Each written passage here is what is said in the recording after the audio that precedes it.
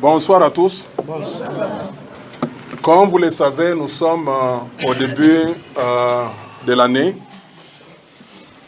et nous voulons qu'au début de cette année, qu'on puisse poser les fondements solides pour la réussite au courant de cette année. Et pour ce soir, nous allons partager le psaume 92. Si on peut nous faire la lecture de tous les psaumes 92.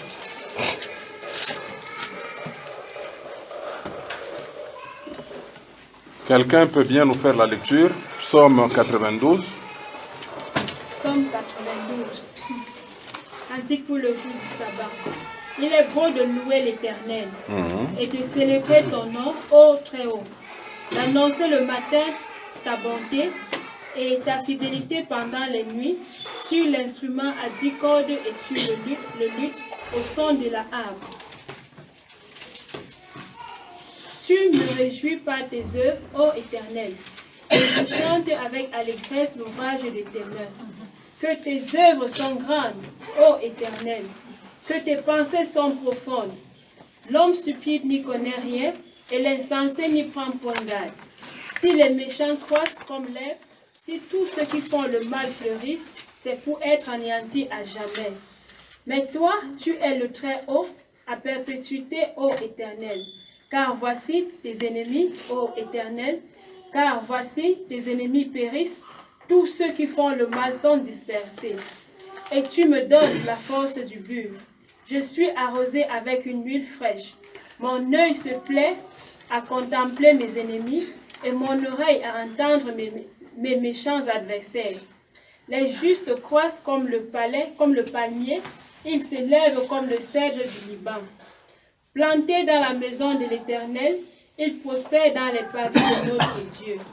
Ils portent encore des fruits dans la vieillesse, ils sont pleins de sève et verdoyants pour faire connaître que l'Éternel est juste. Il est mon rocher, il n'y a point en lui d'iniquité. Amen. Amen. Le souci de mon cœur est de pouvoir poser 3 bases importantes pour cette année 2019. Je ne parle pas de 4 bases, mais je parle de 3 bases importantes pour cette année 2019. Le psaume 92, tel que c'est dit dans le premier verset, c'est un psaume pour les jours de sabbat. Un psaume pour les jours de sabbat. Et quand vous analysez très bien ce psaume, vous verrez que le psaume est divisé en 2 grandes parties. La première partie part du premier verset jusqu'au 7e verset. Et dans cette partie, il est question de célébrer le sabbat. C'est-à-dire, lors du sabbat, on consacre le 7e jour, qui en fait, c'est le samedi. Ce n'est pas le dimanche. Le dimanche est appelé le jour du Seigneur, mais le sabbat, c'est samedi. Étant donné que dimanche est le premier jour de la semaine, ce qui fait lundi, c'est le 2e jour de la semaine, et le 7e jour de la semaine, c'est samedi. Et c'est de la sorte qu'Israël observait le sabbat. Et Israël, en observant le sabbat commençait le vendredi soir. Le vendredi soir, quand le soleil se couche, c'est le début du sabbat. Et il va s'arrêter le vendredi soir. Et pendant le jour de sabbat, Israël s'est rappelé.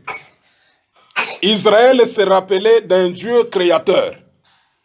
Rappelez-vous dans le livre de Genèse, dans le chapitre 2, quand Dieu a terminé à créer, Dieu a fait la création pendant 6 jours. Le premier jour, il a travaillé, le deuxième mêmement, et il va s'arrêter le 6e jour. c'est là où il va compléter toute son œuvre. Et comme vous savez, le 6e jour, c'était le jour de notre création. Dieu a créé l'homme et la femme à son image et à sa ressemblance. Et qu'est-ce que Dieu va dire? Il va dire, le 7e jour, c'est un jour de repos. J'ai travaillé 6 jours et je me repose le 7e jour. Et il demande à son peuple de sacrifier, de sanctifier ces jours. Sanctifier le jour de sabbat veut dire quoi? Veut dire tout simplement consacrer ces jours-là à Dieu. Ne pas faire autre chose. C'est ainsi que Moïse va écrire des préceptes. Il y avait des interdits le jour de sabbat. Pour un juif, le jour de sabbat, un juif n'allumait pas le feu dans la maison. Le jour de sabbat, un juif ne pouvait pas faire 1 kilomètre. C'était un jour consacré au Seigneur. Un jour totalement consacré au Seigneur. Et Dieu va mettre même le sabbat parmi les 10 commandements. Dans les 10 commandements, ce qu'on appelle le décalogue, il n'y a pas seulement que tu ne tueras pas. Il n'y a pas seulement que tu ne convoiteras pas la femme d'autrui, mais il y a aussi sanctifier ou respecter le jour de sabbat. Et ça, c'était un secret. Même de nos jours, le juif continue de la sorte à observer le jour de sabbat. Et pour moi, c'est la première base.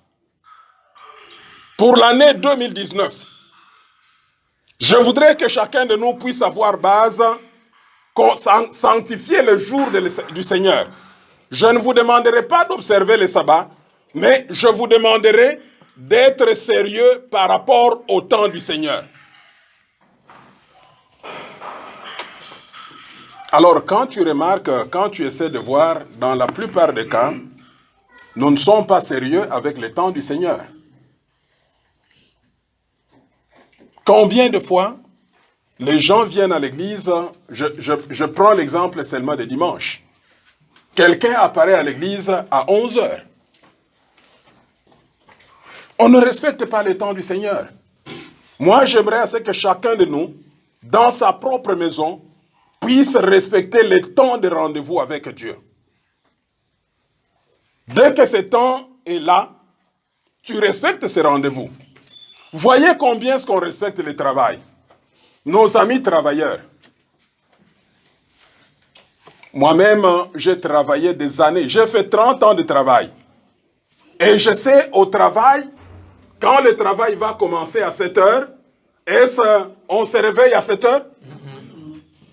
On se réveille à quelle heure? 5 heures. À 5 heures. Nous, on a été chez la sœur Awa, au niveau de Madagascar. Leur travail commence à 7 heures, mais elle quittait chez elle aux environs de 5 heures. On ne pouvait pas la voir. Mais pourquoi est-ce que pour les affaires de Dieu, on n'est pas sérieux? Le temps de Dieu, ce n'est même pas beaucoup de temps que Dieu nous demande. Par exemple, aujourd'hui, samedi, c'est juste 2 heures. Et je sais qu'il y a des gens qui regrettent, ils disent, la prédication vient de commencer à 18 heures. Je vais respecter. Je parlerai dans 15 minutes et je pense que je vais atteindre mon objectif. Le respect de ce qui appartient à Dieu. Consacrer les jours du Seigneur. Mes chers frères et sœurs, ce qu'on a perdu de nos jours, c'est la crainte du sacré. Les gens n'ont plus la crainte du sacré. Ça, c'est ce qu'on a perdu. Et ça, c'est dangereux. Moi, j'estime que si nous voulons que 2019 soit une année particulière, une année pleine de bénédictions et de visitations de Dieu, respectons le temps de Dieu. Pas seulement le temps de l'église, même tes propres rendez-vous avec Dieu dans la maison. Il se pourrait que tu as déjà décidé qu'à telle heure, je vais lire la parole de Dieu. À telle heure, je vais faire ma prière. Est-ce que tu le fais sérieusement? Dans la plupart des cas, on ne le fait pas sérieusement. Et surtout l'église, à un certain moment, ça devient comme une corvée. Quand vous voyez les SMS là, que les pasteurs envoient, pasteur H et K, c'est alors que vous rappelez qu'il y a même église. Ça, c'est pas sérieux. Comment voulez-vous à ce que Dieu soit sérieux avec vous? Si vous-même, vous ne prenez pas Dieu au sérieux. Que ce soit dans la chorale, la répétition, est-ce que je la prends au sérieux? Que ce soit l'intercession, est-ce que je la prends au sérieux? Que ce soit participer à un culte, à un service, est-ce que je suis sérieux avec moi-même ou pas? Mais Israël était sérieux par rapport au sabbat. Et tout le monde respectait. Et tout le monde veillait sur l'autre. Raison pour laquelle quand on a vu Jésus-Christ guérir le jour de sabbat, pourquoi? Puisqu'il veillait les uns sur les autres. C'est alors qu'ils ont dit, toi tu guéris le jour de sabbat. Moi j'aimerais à ce que la première fondation, si on veut être sérieux, et si on veut recevoir quelque chose de la part de Dieu, respectons le temps et le rendez-vous avec Dieu. Et il faut consacrer cela. Le verbe consacrer veut dire quoi? Le verbe sanctifier veut dire consacrer ce temps-là à Dieu. Laisser le temps-là sous la seule propriété de Dieu. Ne pas partager ce temps avec l'autre. Combien de fois nous avons des temps de prière, le téléphone est ouvert. Il suffirait que le téléphone sonne, même si on était en train de parler langue, on répond au téléphone. Vous savez pourquoi? On ne veut pas rater un rendez-vous d'argent. C'est soit un directeur, c'est soit un parent d'un élève. Alors, tu interromps une conversation avec celui-là qui a créé toutes choses. Ça, c'est grave. Imaginez-vous, vous êtes en train de parler avec le président Faure du Togo. Vous parlez avec lui. On vous appelle au téléphone. Tu prends ce téléphone-là, le président va accepter ça. D'ailleurs, pour entrer à la présidence, généralement, présidence, gouvernorat, qu'est-ce qu'on fait? On arrache le téléphone. Les protocoles arrachent le téléphone. Mais pourquoi est-ce que, simplement, pour les affaires de Dieu, c'est là de note avec quelle valeur nous prenons les affaires de Dieu. Et moi, je vais proposer, Pasteur Higuette, pour rentrer dans l'authenticité de la parole de Dieu, c'est mieux que chacun de nous puisse avoir l'imprimé. La Bible imprimée. Plutôt que ces histoires ici, tu peux avoir la bonne volonté de consulter ta Bible. Mais une fois que Facebook apparaît là-bas, tu peux être distrait. Moi, j'ai vu quelqu'un qui a publié et c'était étonnant. C'était dans une église. Tu sais les églises là où il y a des bancs. Et c'était derrière là, tout le monde consultait. Tout le monde consultait. Pensant qu'ils sont en train de lire la parole de Dieu, celui-ci est dans WhatsApp, celui-ci est en Facebook, celui-ci poste, etc. On n'est pas sérieux. On a perdu le respect du sacré. Vous savez le respect du sacré? Jadis dans l'église, surtout les temples. Dans les temples, c'est pas tout le monde qui entre dans les temples. Vous êtes lépreux, vous n'entrerez jamais dans le temple. Vous êtes infirme, vous n'entrerez jamais dans le temple.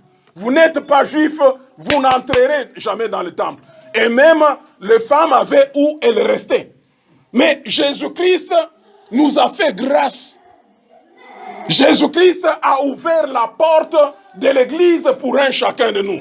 Toi et moi, vous et moi, on n'avait pas le droit d'entrer dans l'église, dans le temple, puisqu'on n'est pas de juifs. Les Togolais, on ne les connaissait même pas. Les Congolais non plus. Moi, je pense peut-être les Mauritaniens, ils sont proches d'Israël, peut-être la même couleur, etc. On n'avait pas le droit d'entrer dans le temple. Mais le Seigneur nous donne ces privilèges-là. Par grâce, on entre dans l'église, mais nous sommes en train de fouler la grâce de Dieu à nos pieds. Mais même la manière dont les gens se mettent à l'église, il y a des gens qui mâchent les chewing-gums dans l'église. Il y a des gens qui mangent les biscuits dans l'église. La consultation des téléphones, là c'est grave. Moi j'aimerais c'est qu'on rentre dans nos origines, dans l'origine de la Bible, dans la première église, l'église primitive. Là on dira, pas question d'entrer avec un téléphone. On doit respecter Dieu. Ça c'est un minimum. Si on ne sait pas respecter Dieu, pensez-vous qu'on peut mettre sa parole en pratique? Non. Alors, ça c'est la première partie. Du 1er au 7e verset, l'auteur est en train de parler de cela. Il est en train de dire qu'il est beau de louer l'Éternel, de célébrer son nom. Il est très haut, d'annoncer le matin la bonté de Dieu et le soir la fidélité de Dieu. C'est un Dieu qui est très bon. Mes amis, plus nous serons sérieux avec notre Dieu, plus nous allons vivre les bienfaits de Dieu. Rappelez-vous ce que la Bible dit. La Bible dit que Jésus-Christ, il faisait du bien aux gens. C'est ça la pensée de Dieu. La pensée de Dieu est que quand nous venons dans sa présence, moi j'ai toujours dit ceci, de telles rencontres ici, nous ne perdons pas. On ne perd pas. Et ça, ce que je vous dis, c'est la vérité. Moi, j'ai vécu ça des années et des années. Plus de 30 ans, j'ai vécu cela. Être dans la présence de Dieu, ce n'est pas une perte. Même si on n'a pas reçu une parole de connaissance comme aujourd'hui. Il y a des moments où vous venez, nous prions seulement, nous écoutons la parole de Dieu, on ne reçoit pas une parole de connaissance. On ne reçoit pas une prophétie. Ce n'est pas une perte. C'est très avantageux. Vous savez, quand on est ici, nous sommes présents devant Dieu. Et Dieu est en train de nous voir. Et Dieu est en train de voir nos besoins. Il y a des besoins. Il y a deux sortes de besoins. Il y a ce qu'on appelle les besoins exprimés. Je peux partager ces besoins avec Joseph. Mais il y a ces besoins cachés. Là où je ne présente pas à une personne. Des fois, j'ai honte de les présenter. Mais lorsque je me mets dans la présence de Dieu, Dieu me voit. C'est la même chose avec nos enfants. Lorsque je suis François et que le petit Kassongo passe tout le temps devant moi, je peux remarquer que ses souliers commencent à s'abîmer. Et en tant que papa, je prends la décision de payer des souliers neufs à mon enfant. C'est ça l'avantage. On ne perd pas d'être dans la présence de Dieu. Mais pourquoi est-ce que les gens ne veulent pas se présenter devant Dieu? Et le diable est malin. Vous savez, même si vous faites le péché, moi je vous demanderai d'être dans la présence de Dieu. Puisque c'est Dieu qui va vous pardonner et c'est Dieu qui va vous libérer du péché. Mais le diable, qu'est-ce qu'il fait? Quand on pêche, il met en nous la peur. On ne veut pas être dans la présence de Dieu. C'est comme ça la vie de beaucoup de gens. Quand vous les voyez, ils commencent à venir à l'église, peut-être là, il est un peu en ordre. Quand il n'est pas en ordre, il s'éloigne davantage de la maison de Dieu. La première fondation, il faut consacrer.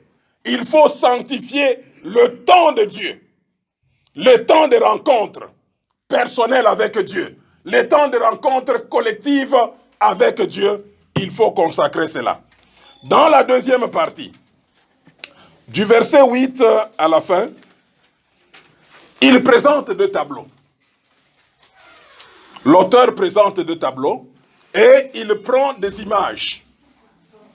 Il prend des images. Qu'est-ce qu'il dit? Il dit les méchants. Les méchants croissent. Mais ils croissent comme de l'herbe. Vous voyez un peu l'image qu'il utilise. Il dit les méchants croissent. Il ne dit pas que les méchants ne croissent pas. Ils croissent. Et ils croissent comme de l'herbe. Pour ceux-là qui ont fait l'agronomie, ils comprendront que les mauvaises herbes croissent rapidement que les bonnes. Quand vous plantez le maïs, je prends un champ de maïs. Vous mettez le maïs là-bas. Si vous avez de l'engrais, vous jetez de l'engrais. Vous verrez que les mauvaises herbes vont consommer cet engrais-là et ils vont croître rapidement. Alors que le maïs est encore petit là-bas, les mauvaises herbes sont là-bas. Ça, c'est le méchant. Alors, ça, c'est la stratégie que le diable utilise. Et dans le même verset, ils disent, ils fleurissent. Je ne sais pas si vous comprenez la profondeur de ce verset. Il dit également qu'ils fleurissent. Quand vous regardez la fleur, qui peut haïr la fleur? N'est-ce pas, il nous attire tous. Vous voyez comme la beauté et les couleurs. Même Christ lui-même a dit. Christ a dit, Salomon, dans toute sa gloire, il n'a pas pu s'habiller comme les fleurs. Les fleurs sont belles. Il y a des couleurs roses, il y a violet, etc. Et l'auteur dit ceci, le méchant croisse comme de l'herbe. En d'autres termes, il veut dire que les méchants croissent rapidement. Et ils sont comme des fleurs. L'apparence, il y a de belles choses. Et c'est ce qui faiblit, qui amène beaucoup de chrétiens à être faibles dans la foi. Puisque la tendance est de se comparer aux méchants. On regarde, on dit, ces païens-là prospèrent. Tu regardes tes amis, toi tu as abandonné Christ. Tu as accepté Christ. Tes amis sont restés dans cette ancienne vie, faisant la prostitution. Quand tu les rencontres, habillement, pas match. Vous ne pouvez même pas vous comparer. Et des fois, tu prends certaines personnes. Si la personne n'est pas forte dans la foi, elle prend l'option de commencer à fuir. Tu regardes, elles viennent là-bas.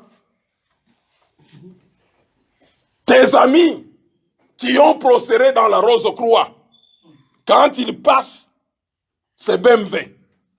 Et là, tu ne les salues même pas. Mais dans ton cœur, là, c'est là où tu souffres. C'est là où les gens disent, surtout dans la prière, quand tu es seul, Dieu, tu m'as abandonné. Il ne t'a pas abandonné. C'est puisque tu as vu ce païen-là, pensant qu'il a prospéré. Mais lis bien le passage. Le passage dit, le méchant croisse comme de l'herbe. C'est comme une mauvaise herbe. Pour eux, c'est rapide. Moi, j'aimerais vous dire ceci. Je ne refuse pas. Mais je ne pense pas que notre Dieu, c'est un Dieu de tic-tac. Il y a des gens qui viennent à Jésus. Aujourd'hui, il veut qu'on prie pour lui et que la chose arrive là-bas. Non, ça, c'est pas notre Dieu. Notre Dieu, c'est un père. Vous savez, quand vous êtes papa, l'enfant vous pose un problème. Vous réfléchissez. Quand vous êtes un père, vous ne voyez pas ici, mais vous voyez là-bas. C'est ça notre Dieu. Quand tu lui demandes quelque chose, Dieu, lui, ne voit pas aujourd'hui. Il est en train de voir 10 ans après. Qu'est-ce qui va devenir? Raison pour laquelle, chez nous, ça tarde un peu. Ça tarde un peu. C'est pas tic-tac, c'est pas la loterie. Si on vous a dit que Dieu est PMU, c'est très faux. Ça, ce sont les méchants. Ils croissent comme de l'herbe. Il y a une vitesse. Ils fleurissent. Ça, c'est l'apparence seulement. Même ces grands messieurs que nous voyons qui roulent carrosse, nous, on pense qu'ils dorment bien. Vous savez qu'il y a certaines personnes qui ne dorment pas. Ça, c'est la condition. Chez nous, il y avait un musicien qu'on disait comme ça, Evoloko Joker. On disait que lui ne dormait pas. Ça, c'était la condition de ce qu'il avait cherché. Alors, ce n'est que pendant la journée qu'il peut dormir. Mais la nuit, dès qu'il entre dans un bar, il prend tout le monde en otage. Vous voulez sortir? Non, je vais chanter une nouveauté. Il chante là-bas. Vous voulez sortir? Il paye. Il est en train d'éviter de dormir. Il y a certaines personnes qui ne dorment même pas sur le lit. Il y a ceux-là qui passent la nuit avec des serpents, etc. Même les grands prostitués, ça vous souffre. Pasteur Higuette, vous avez parlé un peu. L'argent d'une prostituée, hein? C'est de la souffrance. Mais apparemment, on pense qu'il prospère. C'est ce qu'il est en train de dire, que les méchants croissent comme de l'herbe. C'est comme dans un champ, la mauvaise herbe, ça pousse vite. Même dans une parcelle. Vous verrez que ça pousse vite. Mais ce n'est pas cela. Alors, la deuxième base que je pose et qui est très importante, apprenons à être patients. Apprenons à être patients. La patience est très importante. Ne soyons pas pressés dans notre vie. Les Français disent que la patience est amère, mais ses fruits sont doux. Ceux-là qui sont aujourd'hui médecins, n'est-ce pas, ils se réjouissent. Quand on est médecin, on se réjouit. D'abord, dans une société quelconque, être médecin, c'est déjà un honneur. Tu passes comme ça, les médecins là. On oublie tout le monde. Même dans un groupe pareil, un médecin entre. N'est-ce pas, nous tous, on va... Ah, docteur. Il sera connu plus que nous tous ici. C'est un honneur. Mais pour être médecin, savez-vous quelle dose de patience qu'il faut? Un médecin a été comme nous tous ici. Il a fait 6 ans d'école primaire. Pour nous qui n'avons pas fait la maternelle. 6 ans d'école primaire. Il a fait 6 ans d'école secondaire. Et l'université, elle a fait combien? 7 ans. Dans d'autres pays, j'ai appris, ça vous fait des années pour être médecin. Surtout en Occident. Beaucoup d'années. La patience. Ne soyez jamais pressés. Quand tu es pressé, même vous les femmes, nos jeunes sœurs qui n'êtes pas mariées, ne soyez pas pressés. Les Français disent que tout ce qui brille, ce n'est pas de l'or. Si tu es pressé, tu seras pris en mariage par un homme qui a pris veste à crédit. Vous savez, l'habillement ici trompe. J'ai vu des films là où quelqu'un, il était laveur, nettoyeur de véhicules. Vous savez, il y a des gens, ils déposent véhicules plus clés là-bas, tu restes nettoyé. Et un nettoyeur de véhicules est sorti, finalement il arrive chez la fille là, la fille tremble, comme on est pressé. C'est ce qu'on aime, Biloko Yamoto, ce qui est chaud. Comme on est pressé, j'ai eu un mari. Il accepte le mari. Finalement, on découvre que c'est un nettoyeur de véhicules. Apprenons à être patients. D'ailleurs, c'est Pierre qui écrit. Pierre dit quoi?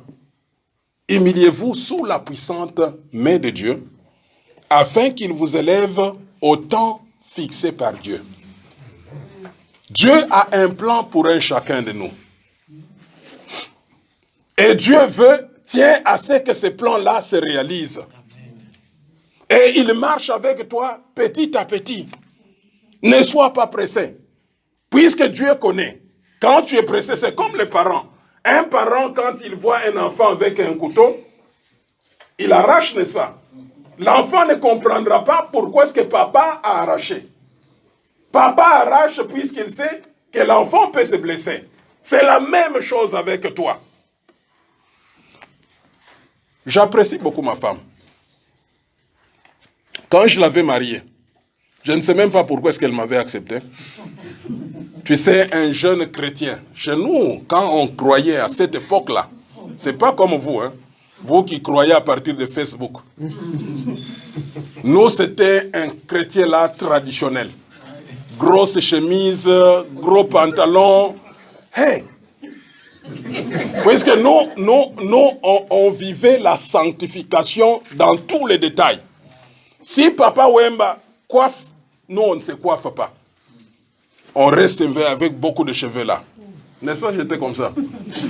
Alors, quand j'allais chez eux, on se moquait déjà d'elle. On disait, tu t'es marié à une grande personne. J'apparaissais comme un vieux papa. Mais comme il y a l'onction du Saint-Esprit maintenant, mais Tu es jeune, hein? Moi, je ne suis pas jeune, j'ai 6 enfants. Alors, quand on est pressé, quand on n'a pas de la patience, on risque de rater. Sonia, sois patiente. Les paniers continuent à circuler. Il ne faut pas être pressé. Alors ça, c'est la deuxième base. Vous vous rappelez de la première base? C'était quoi? Oui. Donc, les temps de Dieu, le rendez-vous avec Dieu, le temps d'aller à l'église, ton propre rendez-vous, il faut être sérieux par rapport à cela. Donc, conseil, dans vos rendez-vous avec Dieu, n'utilisez pas les téléphones. Moi, je me rappelle un ami. D'ailleurs, il a fait la théologie. C'était un docteur. Nous ne l'avons pas engagé là où je travaillais à cause du téléphone. Il a été bête.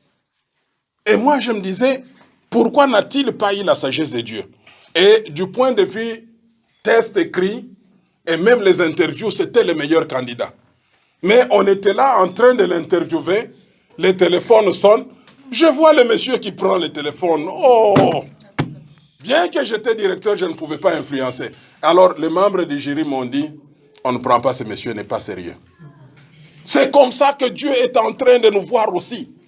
En pleine prière, tu prends le téléphone. Non. Il faut qu'on soit sérieux. Nous sommes en train de parler avec un être qui est au-dessus de tous. Moi, je crois que la solution serait, quand on entre ici, ferme carrément ton téléphone. Tu n'es pas un médecin. Les gens ne vont pas mourir. Même si tu aurais été médecin, tu es remplacé par quelqu'un d'autre. La deuxième base, c'est la patience. Il ne faut pas envier les méchants. Ce ne sont que des herbes qui poussent. Ça va pousser rapidement. Ce ne sont que des fleurs. Ça attire les yeux. C'est sauver les apparences. Mais l'intérieur, c'est zéro.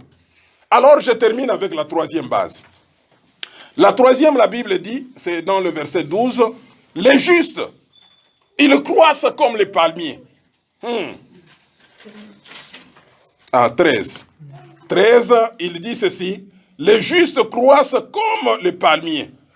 Ils s'élèvent comme les cèdres du Liban. Les images qu'il utilise, c'est fort. Alors, comprenez que pour ceux-là qui connaissent un peu la géographie, Israël, c'est plus ou moins comme ici. Même le Liban, c'est plus ou moins la même texture du point de vue environnemental.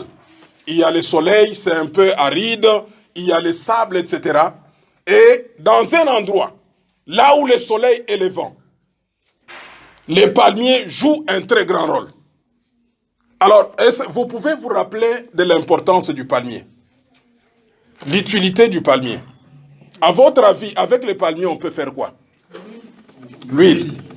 Encore? Les balais, les paniers, les savons, boissons, les toits de maison. On peut préparer avec les noix. Là. On peut préparer avec les noix. Ça s'appelle sauce graine. Les cendres, là, on peut faire... nettoyer la toilette avec les cendres. Il y a aussi l'ombrage.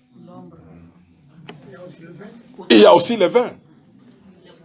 Il y a aussi le potasse. Alors, il est en train de dire que les justes croissent comme les palmiers. Les méchants, eux, croissent comme l'herbe. Qu'est-ce qu'on va faire avec l'herbe? C'est couper, jeter dans le feu. Mais quand on croit comme le palmier est utilitaire. Beaucoup d'utilité. Et d'ailleurs, le palmier, il s'allonge. Il peut atteindre même 20 mètres. Un palmier peut atteindre 20 mètres. C'est ce que tu es. Alors, la base que je voudrais poser, la troisième base. La première base, c'est sanctifier tout rendez-vous avec Dieu. Deuxième base, c'est la patience. Troisième base, la vision. Il faut avoir ta propre vision. N'accepte pas ce que les gens disent que tu es. accepte ce que Dieu dit que tu es. Vous comprenez un peu la différence? Il y a certaines personnes ici qui sont ministres selon la pensée de Dieu. Mais pour les gens, ce sont chez nous on dit les kapai, kapai-pai. Kapai-pai, ce sont là des gens inutiles qui ne vont rien. Je ne sais pas, en Côte d'Ivoire, au Togo, on les appelle comment kapai-pai.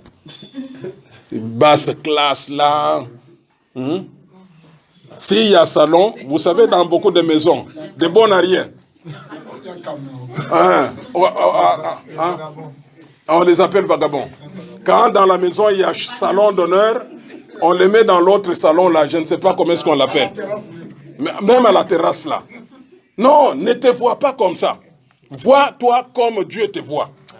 Vous savez, beaucoup de jeunes filles, à un certain moment, même si elles sont belles, elles ne croient pas en elles. C'est pour cela qu'elles se laissent emporter par la prostitution, croyant qu'elles vont rater. Non! Il faut avoir la vision de Dieu. Dieu me voit comme un palmier. Et quand je marche, même si je suis en babouche, même si je n'ai pas les ouguillas, je marche comme un palmier. Amen. Il faut changer de vision. Tout part de la vision. Tu es le produit de ce que tu penses être. Tu es le produit de ce que tu penses être. Si tu es là, nous ici en Mauritanie, on est venu accompagner les autres. Tu resteras comme ça. Il faut se dire, moi Dieu me voit comme un palmier. Alors c'est-à-dire, Dieu me voit comme quelqu'un qui est utilitaire. J'ai de l'impact, un grand impact. On a vu l'impact des palmiers. Il crée l'ombrage. Les gens se reposent sous moi. Il crée le vin pour étancher la soif des gens. Il crée les balais pour rendre l'endroit propre, la maintenance. Le toit pour protéger les gens contre les intempéries. Il devient le savon pour nettoyer les gens. L'huile pour la nutrition des gens. Je suis tout. Je peux changer la vie des gens. C'est ce qu'il faut se dire. Je ne suis pas n'importe qui. J'aimais beaucoup mon ami. J'avais un ami qui s'appelait André Mbumba. Quand tu l'appelles André Mbumba, il te dit Kassongo, tu m'appelles à l'infinitif. Il faut me conjuguer. Toi, tu es conjugué avec Jésus-Christ. Ne reste pas à l'infinitif comme n'importe quel autre verbe. Toi, tu es conjugué avec Jésus. Quand tu marches, marche gaillardement. Joël, avec ton vélo là, ne t'en fais pas avec les gens qui ont de vie. Toi, tu marches puisque tu marches avec Jésus. Amen. Tu te dis, Jésus ne me voit pas comme les gens me voient. Il me voit comme ministre. Et tu commences à te comporter comme ministre. Un ministre ne mange pas partout. Sur la route avec... non. Tu es ministre. Même si tu n'es pas marié, tu marches comme la première dame d'un certain pays. Tu marches gaillardement. C'est la vision. La vision ici dans la tête, le renouvellement de l'intelligence. Et l'auteur dit quoi? Vous êtes comme les cèdres du Liban. Mes amis, les cèdres du Liban, il a commencé à faire le travail il y a longtemps, des antiquités, depuis l'Antiquité. Les cèdres, c'est un arbre. Il est comparable, la forme c'est comme les sapins. Ce sont des arbres qu'on appelle qui ont la forme conique. Ils font comme une sorte de pyramide. Mais la particularité des cèdres de Liban, ils ne poussent pas n'importe où. Ils poussent en altitude. Vous savez, ça c'est une particularité. Lui ne pousse pas sur le plateau comme ça.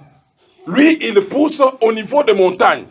En altitude, c'est là où les cèdres poussent. Alors, ce qui fait qu'il devient un arbre très utilitaire. Tout le grand monument historique, entre autres les temples de Salomon, on n'a pas mis n'importe quel bois là-bas. Il y a quoi? Il y a les cèdres de Liban. C'est ce que tu es. Tu as de la valeur. C'est toi-même que tu ne connais pas que tu as de la valeur. Tu es comme l'or qui se comporte comme n'importe quelle pierre. Imaginez-vous, Willy. C'est une conférence de pierre. L'or se comporte aussi comme un simple caillou. C'est comme ça que beaucoup de gens sont. On ne sait pas qu'on est de l'or. Nous sommes de l'or. Moi, je me rappelle Paul qui écrit. Paul écrit quoi? Nous sommes des vases de terre, mais nous portons quoi? Des richesses. C'est ce que nous sommes. Nous sommes les cèdres de Liban. Nous, les chrétiens. Change maintenant ta façon d'agir. Ça, ce sont les 3 bases que nous mettons pour toi au courant de cette année. La première base. Toute rencontre de Dieu, que ce soit mercredi, que ce soit samedi, dimanche, que ce soit chez toi à la maison, sois sérieux avec toi-même. De la même manière que tu respectes ton travail, essaye aussi de respecter, pas même essaye, respecte les rendez-vous avec Dieu. On commence à 16 h, la porte ici n'est pas fermée. Viens même à 12 h. Comme certaines personnes, je vois ici, attends. Et là, je me dis que la personne a découvert un grand secret.